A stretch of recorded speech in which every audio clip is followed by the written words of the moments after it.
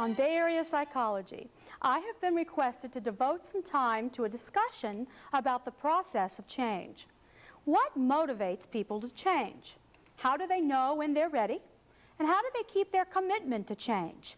How do we form a change plan? I will be drawing from the Prochaska and DiClemente stage model of the process of change. At each stage of the process, we complete certain tasks that allow us to move forward more comfortably. It is both my personal experience and my observation as a counselor that attempting to change by skipping steps is rarely successful. Let's take a more specific look. The first of these stages has been named pre-contemplation. At this stage, the person is unaware of the problem. The people around them may see the problem clearly, but for any number of reasons, such as defensiveness or lack of information, the person themselves is oblivious to the need for change. Did you ever have a situation where you didn't even know you had a problem and somebody had to tell you? Yes. In the beginning of my drinking and using, I didn't feel like I had a problem at all. My son started telling me that I had a problem. And I chose to not look at it for a long time. And when I realized that I did have one is when I started living with the types of people I normally would never even think about associating with. And I looked around and saw I had arrived.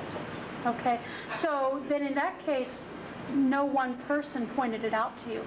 It's almost, it sounds to me like you almost sort of woke up and said, Right. wow, how did I get here? Exactly. Okay. Although there were all kinds of signs, there were all kinds of warning signs that I couldn't see because the blinders were on. Okay. So what it took for you was really seeing yourself in a situation you had never pictured yourself in. Exactly. Okay. And I had been living on the streets.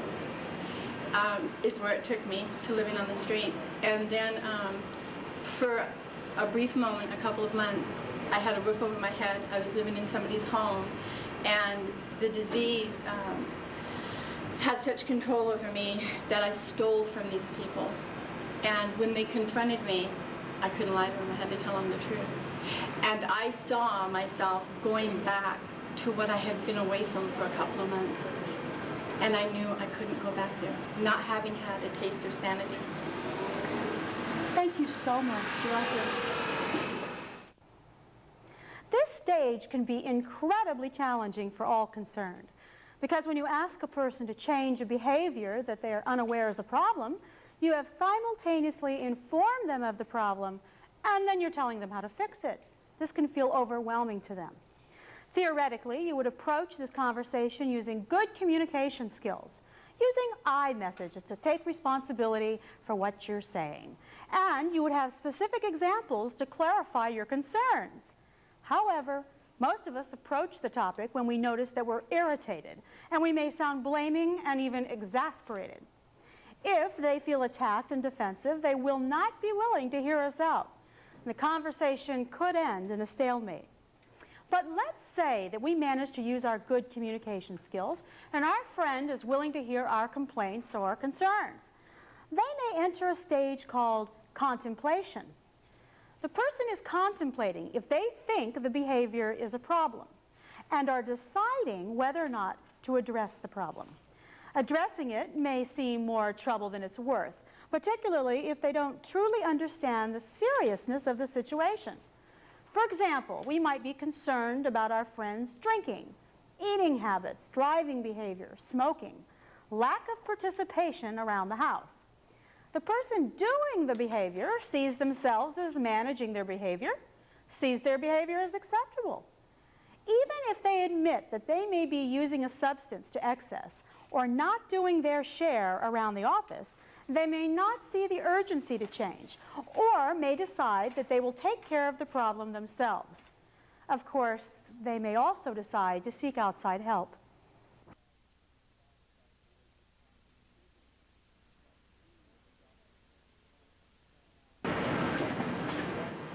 As you develop, certain things happen to you. You feel different changes in your life. And then when it comes time for delivery, the pain. That's okay. Go ahead. the pain of, the labor pain of birth. I started feeling that in my life. I started feeling a lot of pain that wouldn't end until I did something about it. So, and that was to get clean. oh, I'm sorry to interrupt you. What, was there time between the time you made the decision to get clean and then actually doing it? Oh yes, there was a lot of time there. It was time for a lot of reflecting on the past and what my life was leading to and what I wanted out of life. So what happened that you finally did it? Do you remember anything that really pushed you over the edge and got you into the treatment facility? Yes, I do. It was my family, really. I felt that if I didn't do something about it, then authorities were going to come in and do something for me. You know, so I decided to take that step before someone took it for me. So in that way you got to keep control of your life. Yes. Thank you so much. You're welcome. Let's say that our friend has examined the issue, just like the woman we just heard from. And she heard our concerns clearly and decided that they too were beginning to be concerned about their behavior. Maybe their self-esteem is being affected by their behavior. So they enter the determination stage. At this point, they make a decision to change their behavior. Now, at this point, we become excited, assuming that making a decision to change and taking action are the same thing.